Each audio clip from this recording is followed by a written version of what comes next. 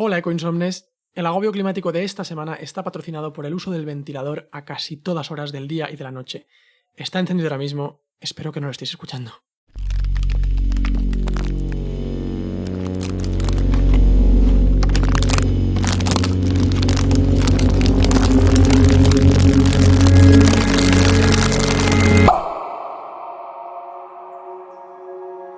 Hola, estáis escuchando Ecoinsomnes y estamos un martes más de este agradable verano del infierno con Pablo Izquierdo Muy buenas. y Bruno Martín. ¿Qué tal, Mario? Y hoy hablamos de energía y de la cola que está trayendo estos meses en los que, bueno, se parece que se nos junta todo. Pues calor, pues sequía, un poquito de politiqueo, no sé. Y es que el panorama político europeo pinta un poco regulinchi, la verdad. Entre que el continente se enfrenta a una crisis energética bastante seria, en la que, bueno, hemos empezado a oír otra vez eso del winter is coming, de se acerca el invierno de antes, de temer un poco al frío. Para situarnos un poco en toda esta crisis que además sí que nos afecta y mucho, aunque parezca que no, porque son guerras que no nos tocan ni esferas de poder que están un poco fuera de nuestro alcance, pero sí que nos toca como consumidores. Hemos estado hablando con Joan Groisart del Instituto para la Diversificación y Ahorro de la Energía sobre toda esta cuestión y entender un poco más qué está pasando.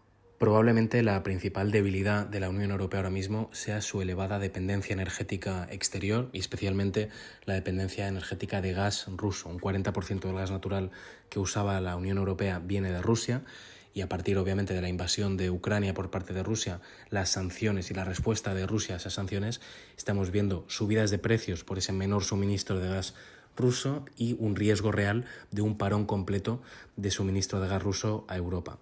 ¿Esto qué significa? Bueno, pues una auténtica situación de crisis, de potencial crisis.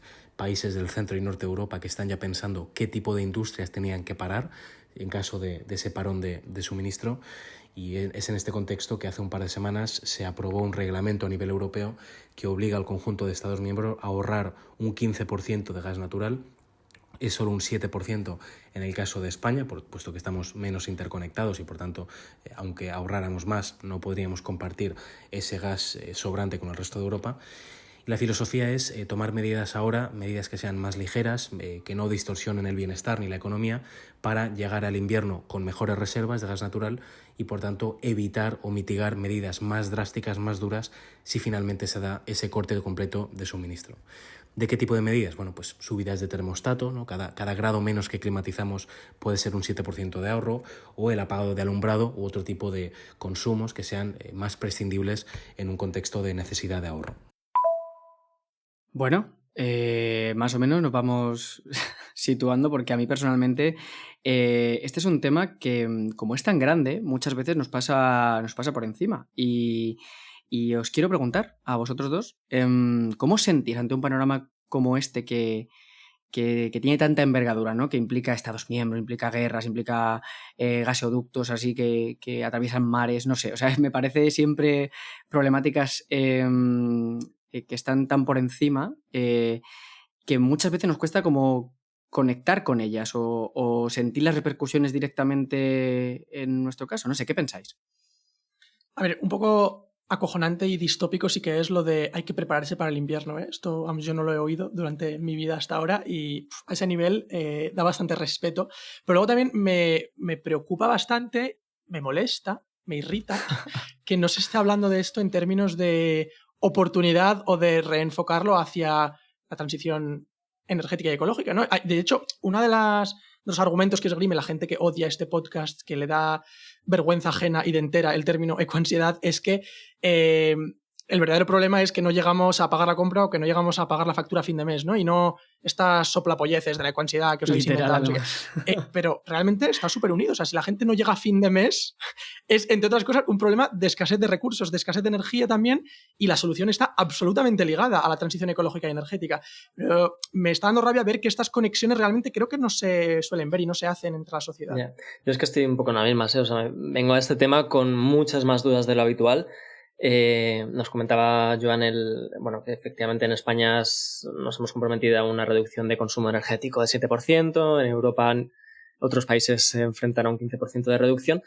honestamente me pareció un poco tibio, ¿no? Cuando arañábamos por ese 7%, es como, ¿por qué no queremos reducir más nuestro consumo? Lógicamente esto tiene sentido, ¿no? En cuanto a la guerra la invasión de Rusia, pero no en un contexto de crisis climática, ¿no? Yo creo que el debate público está en cómo capeamos estos próximos meses, lo que decías tú, Bruno, que, vale, y más allá de eso, cómo vamos a enfrentarnos a lo que tenemos entre manos, ¿no? Realmente que es una falta de energía. O sea, estabas hablando también de consumo y de llegar a fin de mes, y el otro día leí en creo que en una pancarta, en una manifestación, una cosa de estas, no, una camiseta que ponía End of Month, End of World, Same Fight, en plan, final de mes, final del mundo, misma lucha, ¿no? Porque es verdad que hay situaciones que se enfrentan ambas crisis y otras soluciones que no, ¿no? En el caso del gas, por ejemplo, cuando se hablaba con todo esto de la guerra vamos a pasar de Rusia, vamos a ver Argelia, vamos a ver Qatar, es como, no sé cómo verlo, ¿no? Cuando salió von der Leyen a alabar a España, tuve un momento de sensación de esto ¿sabéis el meme este de los independentistas en Cataluña después así celebrando así con las manos abiertas mirando al cielo y luego, oh no, celebrando y luego ¿qué me estás contando? Salió esta mujer y dijo, bueno, que muchas gracias España, sois líderes por vuestra apuesta en renovables, ahí estamos en el momento de celebrar, y también dijo por nuestra capacidad de traernos gas licuado de Estados Unidos y regasificarlo en todo el Mediterráneo nuestro, y yo me quedé, ay, qué pena. Podías haberlo dejado alto, sí. von der Leyen. Sí, exactamente. Almost there, casi ahí. Bueno, es que yo creo que se resume en esto. O sea, lo del cortoplacismo a mí es igual la parte que más me está frustrando de todo, Mario, porque también lo vimos hace unos meses cuando se anunciaron las subvenciones estas para la gasolina, porque la gasolina lleva ya meses estando a más de 2 euros el litro, pero yo no he oído a nadie plantearse dejar de usar el coche o usarlo como oportunidad. No, vamos a exigir un modelo de transporte nacional que no nos haga dependientes de la gasolina. Simplemente la gente quiere un parche, la gente quiere o que podamos importar gasolina o subvenciones que nos solucionen el gasto de viaje al trabajo diario o las vacaciones de este verano, y no sé... No estamos agarrando el toro por los cuernos como, vale, esta es la oportunidad para un cambio decisivo y una apuesta acelerada por la transición. Vamos al cortoplacismo de cómo puede seguir todo como estaba antes de la invasión de Ucrania. Es que, literal, estoy con vosotros porque pensar solo en cómo pasar el invierno este año como que parece que borra la cuestión de que esta crisis es más grande, ¿no? Y que si sobrevivimos al invierno, esto ya en marzo ya está bien, ¿no? Esto es algo que a mí me frustra bastante. Pero bueno, una de las cosas, vamos a sacar algo bueno de esto, una de las cosas que yo creo que ha conseguido la guerra con Rusia es que revisemos con más seriedad, en algunos casos, dónde estamos. Lo que digo a nivel de algunos titulares y tal, la falta de recursos, cómo empleamos los que tenemos, las medidas que tenemos que tomar para cambiar este modelo de consumo que tenemos actualmente, y cómo influye a nivel social esto en nuestro día a día, joder, que al fin y al cabo es de lo que se trata. O sea, en este sistema nuestro capitalista o poscapitalista en el que estamos viviendo, empiezas a ver... Poscapitalista no, ojalá, Mario. Bueno, a ver, yo creo que sí, yo creo que estamos viviendo una época un poco más tardía ya o el ocaso. Prefiero pensarlo así, déjame en mis mundos de Yuppie y que yo tenga mis clavos a los que agarrarme. Pero cuando ves que, por ejemplo, hay empresas históricas súper grandes que empiezan a tener problemas de producción y que paran la producción porque hay escasez de recursos, no les llegan las materias. Aquí es donde empiezas a ver las orejas al lobo. Y yo creo que es donde la gente se empieza a dar cuenta de que esto es inevitable. Por ejemplo, el caso de BSH. BSH es una empresa alemana súper grande y establecida, bueno, los que fabrican los lavavajillas Bosch y los electrodomésticos Bosch y demás. Lleva 2 años parando intermitentemente la producción y bajándola en un gran porcentaje debido a este tipo de faltas. Entonces, esto está ocurriendo. Hay escasez. Bueno, justo... El mes pasado pasamos el día de sobrecapacidad de la Tierra, el Earth Overshot Day, que este año creo que fue el 28 de julio, y es el día en el cual la humanidad usa simbólicamente como todos los recursos biológicos que la Tierra puede regenerar en un año, ¿no? Y cada año se está adelantando el día de sobrecapacidad de la Tierra, o sea, cada año tardamos menos en rebasar todo lo que nos da la Tierra para construir cosas, y el extractivismo nos está hipotecando el futuro realmente. O sea, estamos viviendo con recursos prestados. Esto a algún momento va a petar, porque los límites físicos del planeta son los que son. Hablando de límites del planeta y de recursos, solo un dato muy rápido, porque a partir de 2014, hablando del petróleo, las petroleras comprobaron que, curiosamente, no había ya más yacimientos rentables en el mundo y que empezaban a perder dinero. Y de hecho estimaron que hasta el 2025, que es literalmente pasado mañana, iba a haber una caída en la producción del petróleo de hasta un 50%. Es decir, la escasez está aquí. El problema es que no se puede disimular y hay gente que todavía intenta disimularla e intenta tapar que está... o poner estas crisis energéticas un poco en el ámbito cortoplacista de guerras y de cosas que están ocurriendo ahora y no que llevan ocurriendo pues décadas, ¿no?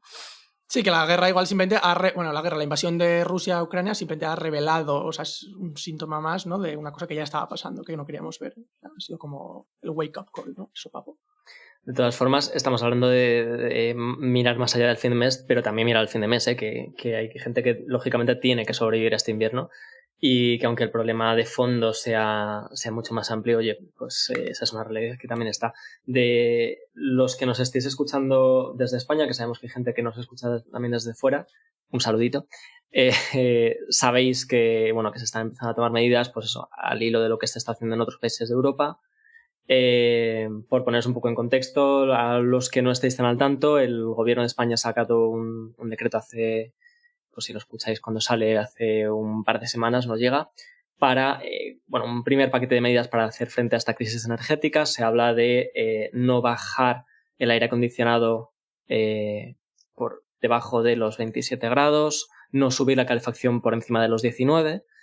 Esto es algo que ha levantado las 7 plagas en el debate público y político y qué pena, porque además es algo que no... Uno, que obviamente se empieza por estas medidas porque precisamente la climatización es lo que más impacto tiene, y dos, porque esto ya estaba regulado, es decir, había un reglamento de instalaciones térmicas de los edificios, REITES se llamaba, que ya establecía, pues no eran 19 y 27, pero eran 21 y 25 grados. Esto se aprobó en 2007. Aquí tenemos al secretario de Naciones Unidas, Don Guterres, diciendo literalmente en tribuna que tenemos que pedir más dinero a las grandes empresas que están lucrando en estos periodos de escasez y de limitaciones y de consumo y de derroche, más dinero por los beneficios y los márgenes tan desproporcionados que están teniendo y que, bueno, que ahora trataremos, quizá hablaremos de casos más concretos a lo largo de la charla, pero que esto se ha dicho en las Naciones Unidas y que la crisis también está permeabilizando esos niveles de poder y esferas de poder que decimos que están tan lejanas a nosotros, ¿no? Que tampoco... Hay gente enfadada ahí arriba, empieza a verla y eso está muy bien. Eso a mí, la verdad que me da algo de calma. Es un placer culpable. Calorcito en la tripita, ¿no? Pensar que hay alguien que igual sí que está velando porque lleguemos al fin del mundo y al fin de mes cómodos. A ver, y que Antonio Guterres, el secretario general de la ONU, pues no es que sea aquello precisamente una comuna hippie, ¿no? Exactamente. A ver, nos pongamos como nos pongamos, chicos. De lo poco que me queda más o menos claro leyendo a analistas y expertos es vamos a tener que priorizar en qué gastamos la energía. Exactamente. Y de hecho, en todo este contexto sabemos que hay un recurso hacia el que tenemos que transicionar, guiño guiño, que son las archiconocidas energías renovables, por las que, bueno, también pregunté a Joan, hablando del contexto de la guerra y de que, bueno, que esta situación ha acentuado la urgencia y la profundidad de la necesidad de esta transición ecológica y ecosocial que tenemos que impulsar sí o sí. Así que vamos a escucharle. Las energías renovables no solo son autóctonas, no solo son la forma más barata de generar electricidad, sino que obviamente cada unidad de energía renovable que utilizamos, que añadimos al sistema, son una o varias unidades de gas natural o de otros combustibles fósiles que dejamos de utilizar, ¿no? Por tanto, la solución estructural a esta dependencia de los combustibles fósiles, que nos genera dependencias geopolíticas y contribuye a la crisis climática, es obviamente las renovables. Además, en España somos el país con más recurso solar, estamos entre los países con más recurso eólico, somos un país con una enorme cadena de valor. El 60% de lo que se necesita para un parque fotovoltaico se fabrica y se diseña en España. Eso llega al 90% en el caso de los parques eólicos y de hecho exportamos más tecnología fotovoltaica, por ejemplo, que vino, ¿no? Un producto que tenemos muy asociado con nuestro país.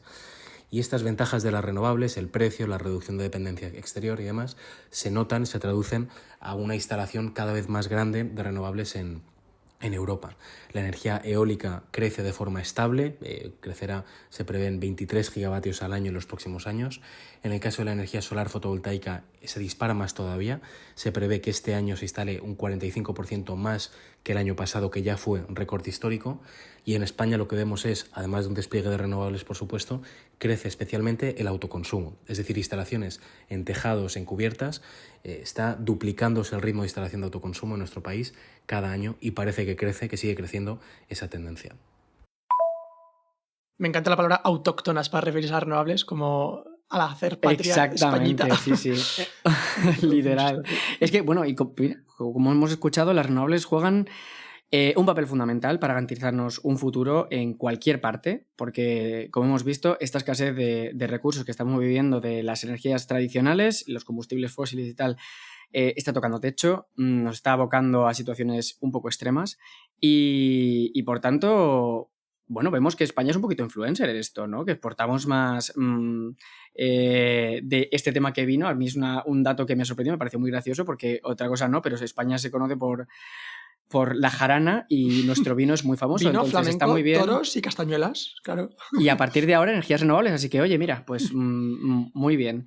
Representan un punto muy importante de la transición ecológica y suponen, pues bueno, la principal herramienta para transformar toda nuestra infraestructura actual, que necesita una profunda reforma. Pero yo aquí vengo a hacer un poquito de a arrojar sombra, porque aquí no todo es perfecto y todo lo que parece revestirse de o meterse bajo el paraguas de la transición ecológica y de las energías renovables parece que de base se hace bien y es bueno. Y aquí podemos encontrar algunas cosas que pueden no funcionar. Y es bueno, esto ya lo hemos hablado, ¿no? Entre los Sí, no, totalmente de acuerdo. ¿No? O sea, mira que normalmente me gusta llevarte la contraria, Mario, pero aquí, creo que bien puntualizado lo de parar los pies al optimismo de las renovables. O sea, las renovables, evidentemente, 100% mejor que las no renovables. O sea, por supuesto queremos acabar con los combustibles fósiles, pero ojo, que las renovables no produzcan gases de efecto invernadero no significa que no tengan impacto ambiental, ¿vale? O sea, incluso en un mundo 100% renovable, el uso de la energía debe tener límites. O sea, a mí una de las preguntas que me ha hecho como despertarme un poco a esto es cuando la gente con la que hablo de renovables, que igual no sabe tanto del tema y tal, preguntan, bueno, ¿y cuál es la energía más verde? ¿No? ¿Por qué no invertimos solo en la mejor energía renovable? Pero es que eso no tiene respuesta fácil, porque todas tienen sus problemas. Entonces, hay que ver dónde es adecuada cada una y además limitar el consumo de energía en general. Por ejemplo, los paneles fotovoltaicos, pues hay que hacerlos con materiales que salen del suelo. O sea, esto tiene impacto de minería. Y luego, además, hay que alfombrar prados que si no se usarían para otra cosa, se usarían para ganadería, se usarían para otros usos del suelo, ¿no? O agricultura, lo que sea. Luego, los aerogeneradores, por ejemplo, aparte del impacto paisajístico, que si me apuras casi es lo de menos, matan miles y miles de aves migratorias todos los años y de murciélagos. O sea, que no son cosas menores, ¿no? Que hay que ver un poco dónde encaja cada una. No son cosas menores, pero a ver, yo también creo que, o sea, estamos también en el pragmatismo, ¿no? Lo que estabas diciendo, Bruno. O sea, lógicamente, cuanta menos energía consumamos, mejor, porque eso que no tenemos que producir y ese impacto que nos evitamos, pero a ver, entre tanto, de algún sitio tenemos que sacarla, ¿no? Entonces tenemos que ver, bueno, lógicamente, medidas de ahorro, y ahí estamos todos al pie del cañón, pero también ver de dónde la sacamos. O sea, lo de las aves que decías, es verdad que es un impacto bastante abundante. Yo pensaba, y lo sabéis, que era mucho menos serio. O sea, pensaba que eran los típicos 3 buitres que, lógicamente, ves fotos, es un impacto muy impactante. pero no, en números hicieron un estudio hace un par de años. Se están riendo de qué vergüenza ajena. De verdad, prometo que eso no era un chiste, ha salido así de mal. No sé hablar, ya está. Te queremos hicieron mucho, un estudio hace un par de años. Calla, déjame hablar. 1000 buitres al año que se mueren por aerogeneradores en España, muchos más murciélagos. Bueno, pues tenemos la opción también de la eólica en mar, en la offshore. Eso se está promoviendo mucho en toda Europa, ¿no? Pero también en España parece que eso puede venir hasta bien para el ecosistema marino a la hora de, bueno, pues generar esos remansos para la biodiversidad. Pero eso, en cualquier caso, hay que comparar daños de unas y de otras. Sí, y además, otro problema que tiene la energía solar y eólica, obviamente, es que no son almacenables. Esto es lo que dicen siempre los críticos de las energías renovables, ¿no? Entonces, esto requiere inversión en tecnología de baterías, que hoy por hoy son baterías de litio, y de nuevo estamos hablando de minería y extractivismo, con los impactos que eso acarrea. Y luego la otra alternativa es buscar otro tipo de renovables que igual tienen mayores impactos ambientales, como por ejemplo la energía hidráulica, o ya se están empezando a abrir debates que igual están justificados sobre si clasificamos como energía verde otros combustibles que no son combustibles fósiles, ¿no? Aquí entra lo del hidrógeno verde, el biogás, etcétera, etcétera. Entonces, con todo esto que queremos decir, que bueno, transición energética no es solo o no basta con vamos a cambiar todo el petróleo, todo el gas y todo el carbón por turbinas y por paneles. Transición energética más bien es ver dónde tiene menor impacto cada tipo de renovable y en general consumir menos energía. Es que tenemos que reducir el consumo de energía porque ahora mismo si sustituimos lo que estamos consumiendo simplemente por otras fuentes, sigue sin ser sostenible el sistema. Entonces, cualquier tipo de protección energética siempre va a tener un impacto ambiental y siempre hay que limitarlo. Dicho lo cual, y parece que estoy yo aquí que tenga acciones en renovables, no las tengo, pero parece que sí que se pueden reciclar bastante bien. Por lo menos las placas solares de energía fotovoltaica se pueden reciclar bastante bien porque la mayoría de los materiales de los que están hechas son obviamente el cristal, el silicio, aluminio, plástico. Hay una parte de los componentes que lógicamente no se puede reciclar y otra que sí. Otra cosa es que se recicle, que esto no lo he encontrado y no parece que vaya tan bien la cosa. Pero bueno, por ahí se pueden, sabes que no hay ningún impedimento técnico, si es un impedimento político. Esto de las luces y las sombras de las renovables, a mí me parece un tema que hay que recordar siempre. Porque en la transición ecosocial ni por un lado hay que aspirar solo a lo que es ideal y a lo que es perfecto y a lo que en nuestro imaginario es lo que ya tendría que estar pasando, ni hay que pensar que todo lo que se haga en este contexto, como hemos dicho antes, está bien automáticamente y de base y de entrada. O sea, hay que mirarlo con ojo crítico y hay que buscar datos y hay que informarse mucho.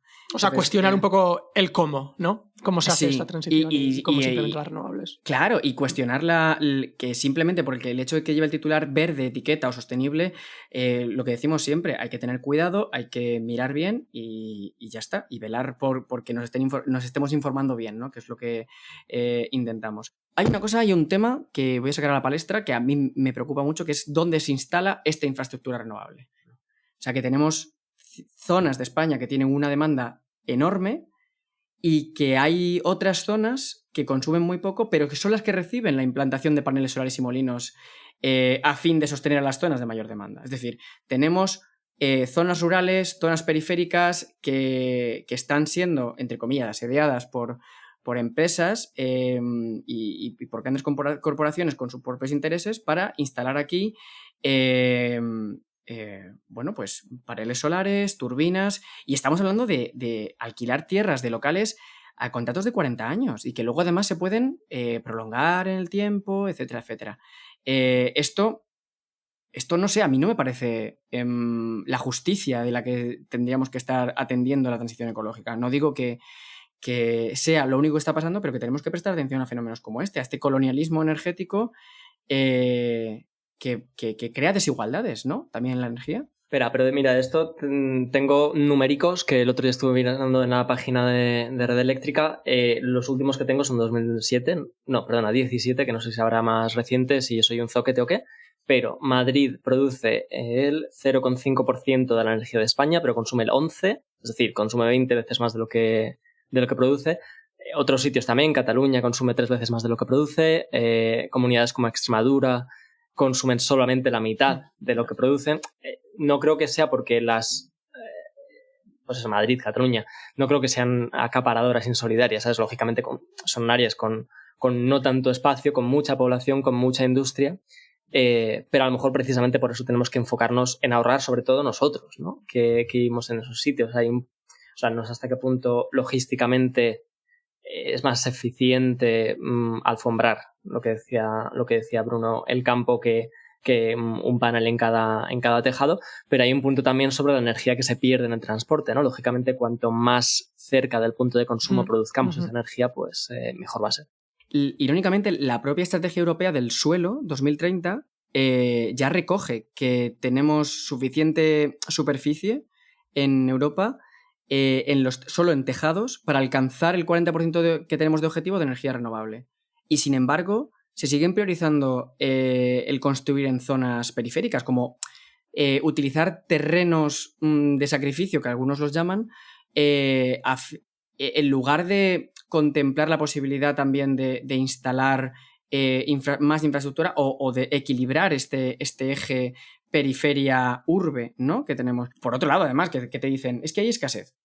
Pero muchos expertos señalan que a lo mejor no necesitamos producir tanta energía e ir con... Al menos puede ser un tema en debate, pero no puedes ir con esa justificación por delante de que nos falta energía, vamos a quitarte este terreno que tienes aquí. O sea, no me parece un discurso justo. Hombre, a ver, quitarte.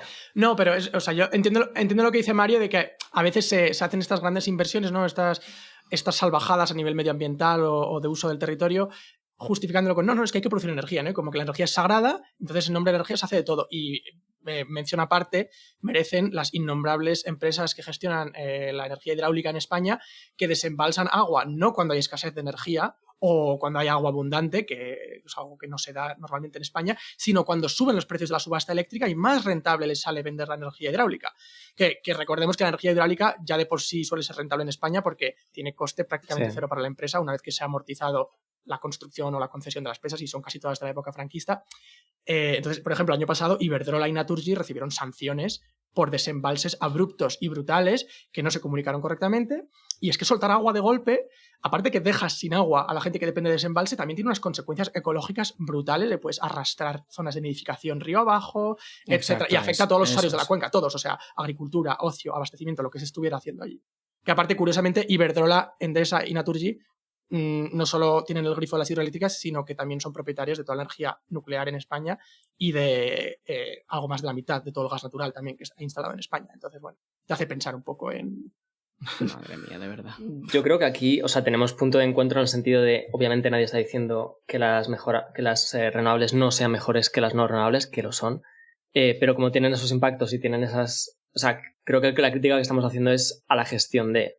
y a cómo y a dónde se Totalmente, sí. Exacto, y de hecho, bueno, hay plataformas de iniciativa vecinal como Rural Sostenible y plataformas un poco más de ámbito nacional como Aliente, que se encargan precisamente de denunciar este tipo de dinámicas, ¿no? Que se reconozca la voz de estas zonas, este terreno de sacrificio que mucha gente habla, y de los intereses que ellos tienen, y que se les escuche y que se les trate con una igualdad real.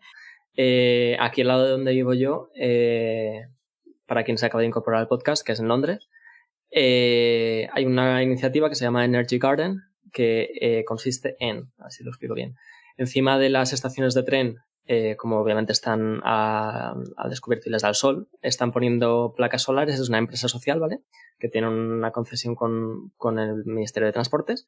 Están poniendo placas solares. De la energía de esas placas solares pagan a gente de la comunidad, suelen ser gente joven, para darles unas horas de trabajo a tiempo parcial para que instalen jardines a lo largo de la vía, ¿cómo se dice esto?, de la plataforma.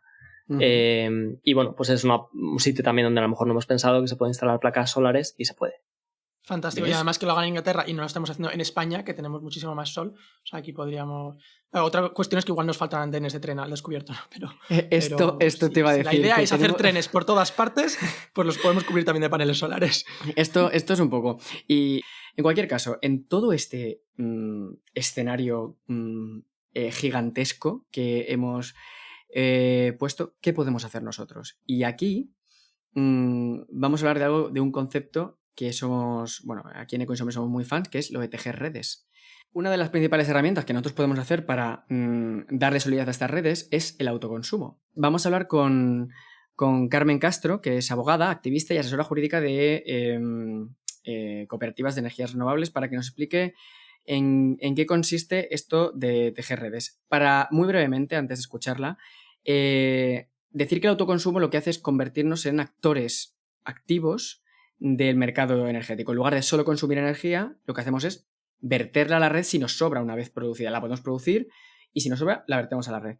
Esto, por tanto, nos da un rol de poder. O sea, cada vez que encendemos el interruptor, tenemos un poder, una vocecilla que en el mercado eléctrico. Entonces, hay que tener en cuenta que el autoconsumo, sin embargo, no es algo que la mayoría de las corporaciones energéticas ya te ofrece. Entonces, lo que marca la diferencia es ¿cómo ejercemos este autoconsumo? Y es la respuesta desde cooperativas de energías renovables. Y de esto nos habla Carmen. Con los últimos cambios legislativos, tanto a nivel español como a nivel europeo, y también con los últimos avatares del mercado eléctrico que han encarecido el precio de la electricidad, pues parece que se ha puesto muy de moda el autoconsumo. Y efectivamente, pues cuando hablamos de autoconsumo, que no es exclusivamente el tema de las placas fotovoltaicas, pero en la práctica pues sí es la mayoría, pues resulta que ahora la instalación de placas fotovoltaicas la ofrecen muchas empresas, las empresas tradicionales del oligopolio eléctrico.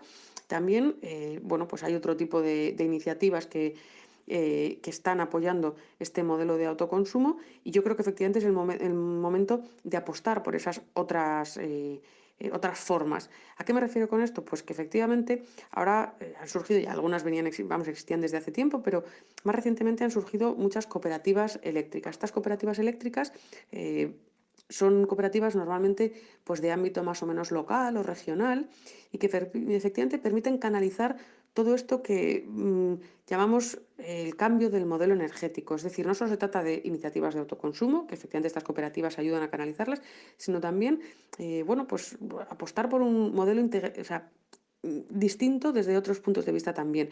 No solo porque estas cooperativas ofrecen también pues, iniciativas de eficiencia energética, estas cooperativas no tienen ánimo de lucro, lo que significa que en mi experiencia, lo que hacen es pues, apostar por cómo, o sea, te asesoran sobre cómo reducir tu consumo, porque ellas no ganan más porque tú gastes más, como sí pasa con otras compañías. Y luego también, pues ese marcado carácter local o regional, pues hace que lo que se apoye sea un empleo de carácter pues local. Efectivamente, no estamos estas cooperativas no reparten dividendos, no estamos digamos pues generando esos beneficios para esos señores que se sientan en un consejo de administración, sino que estamos pues apoyando unas empresas que están en nuestras ciudades, que están en nuestras regiones, que generan ese empleo local.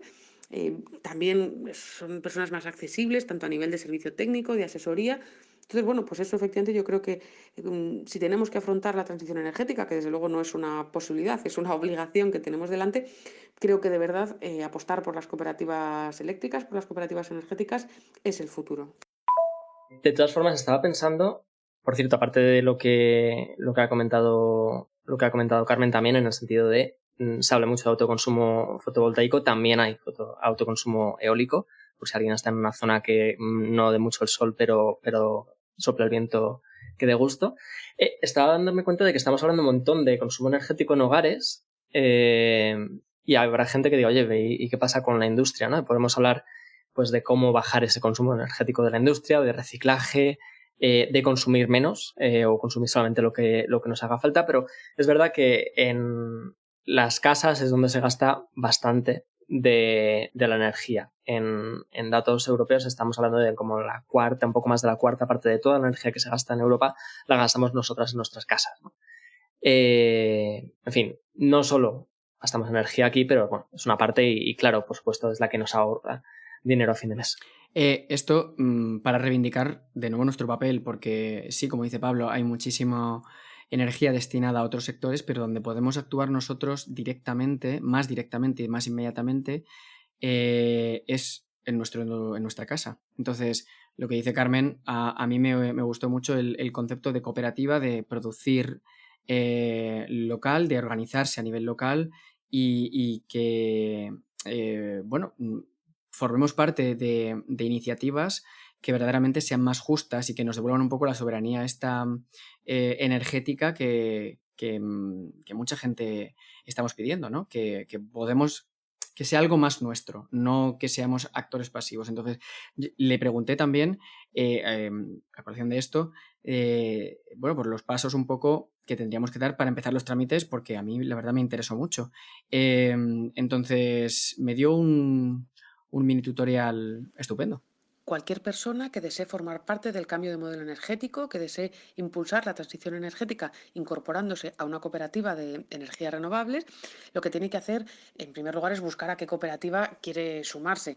Lo puede hacer buscando por internet, metiendo en un buscador el nombre de su localidad y tratando de buscar cuál es la cooperativa más cercana. Es de verdad muy sencillo buscarlo. Además, también existe otra página web que es unionrenovables.coop, que es una cooperativa de segundo grado, es decir, una cooperativa de cooperativas que está formada por muchas cooperativas de energías renovables y de otras también que colaboran. Entonces, ahí podemos tener un listado en la que, bueno, pues también podemos ver un montón de cooperativas posibles. Es de verdad muy interesante incorporarse a la cooperativa que tengamos más cerca, porque la cooperativa, aparte de que nos va a suministrar la electricidad que va a llegar a nuestra casa o nuestro negocio, pues va a ofrecernos algunos servicios como, bueno, pues vamos, servicios, formación, por ejemplo, nos va a permitir participar en asambleas, nos va a permitir cosas que si estamos más lejos, pues probablemente no vamos a disfrutar de eso que nos ofrece la cooperativa. Para formar parte de la cooperativa sí que hay que tener en cuenta que hay que hacer una aportación de capital social. Hay que ser socio cooperativista. Esto es una aportación de capital social que si un día decidimos abandonar la cooperativa nos van a devolver esa aportación y una vez que ya somos socios cooperativistas pues vamos a poder disfrutar de los servicios que nos ofrezca la cooperativa. Entre ellos, lógicamente, el suministro de energía.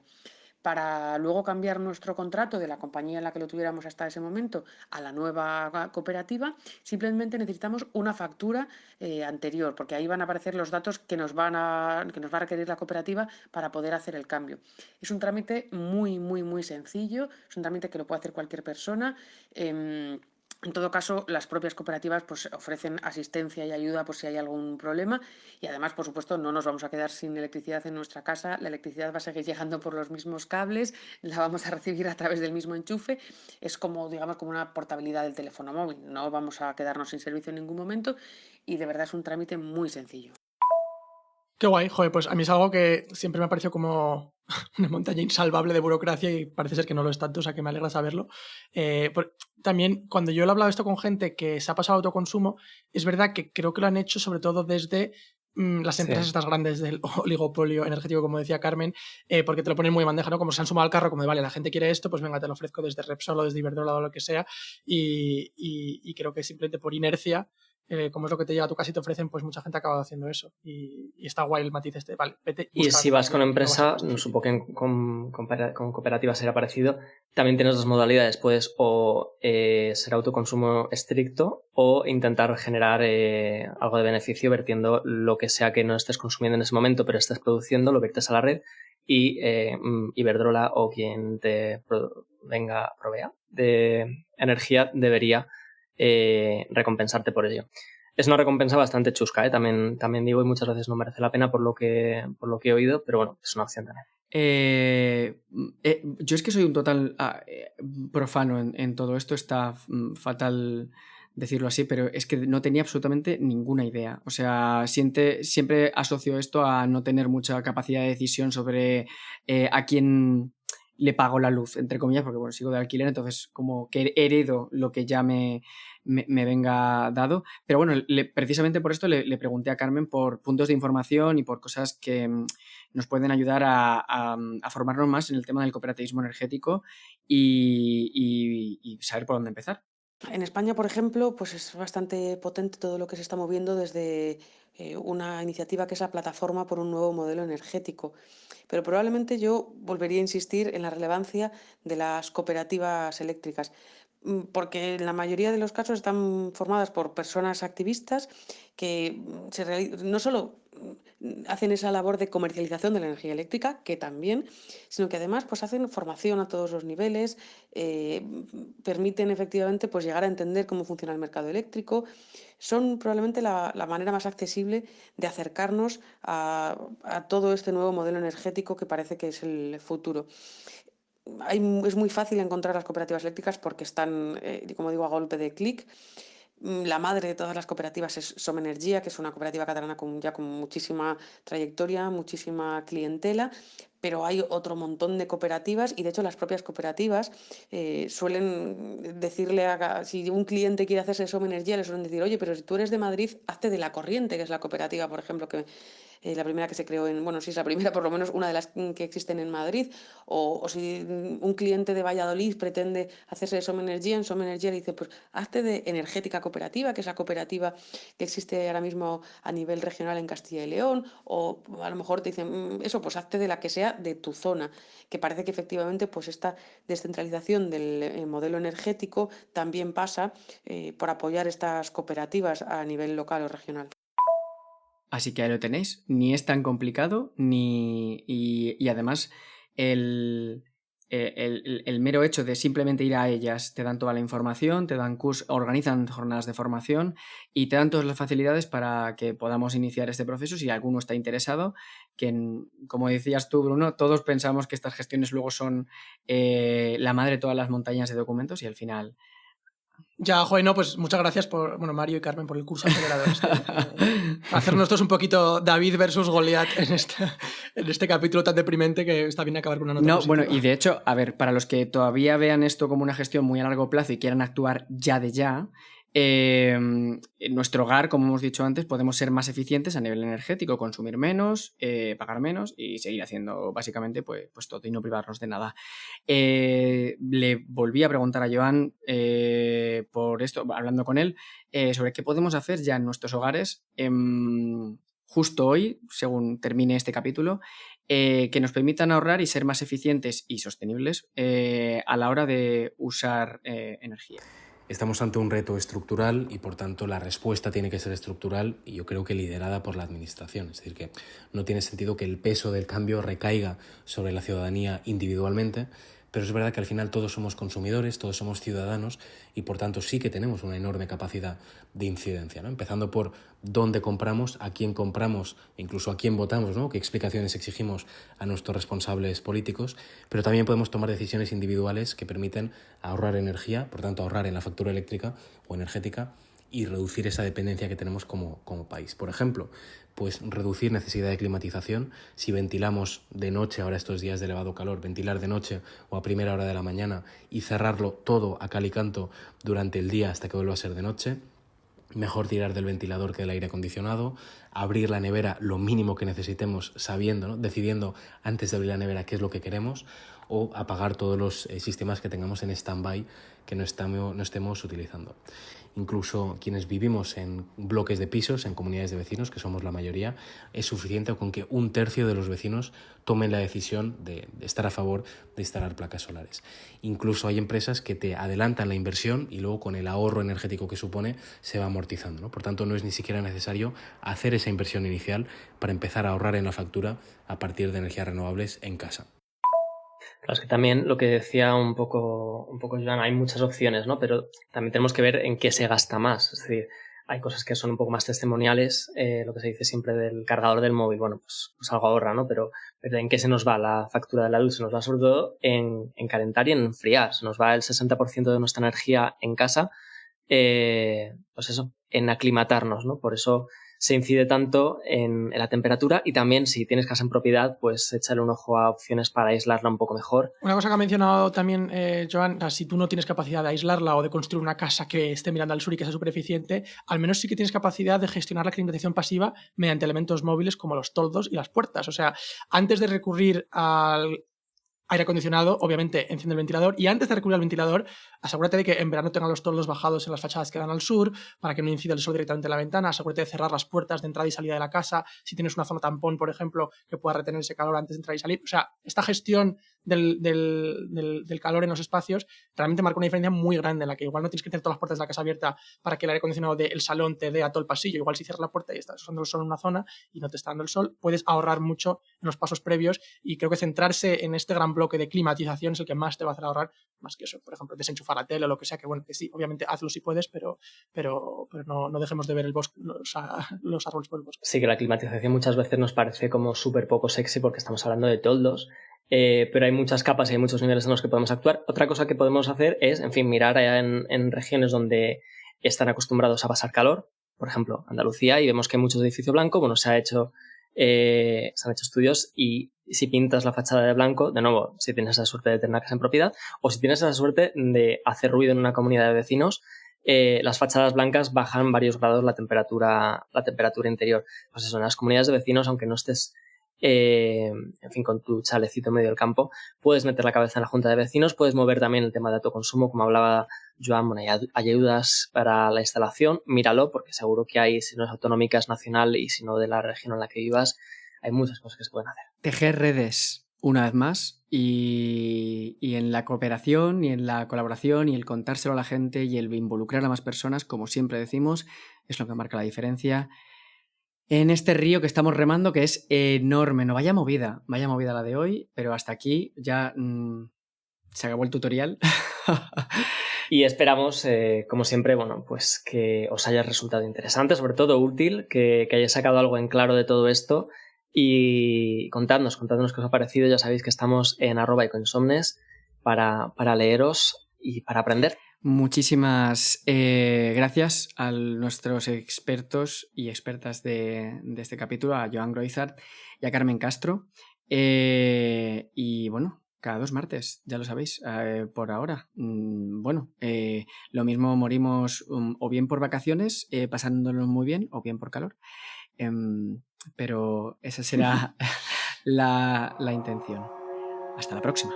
Chao, chao. Bye. Ya os vamos diciendo. Hasta luego.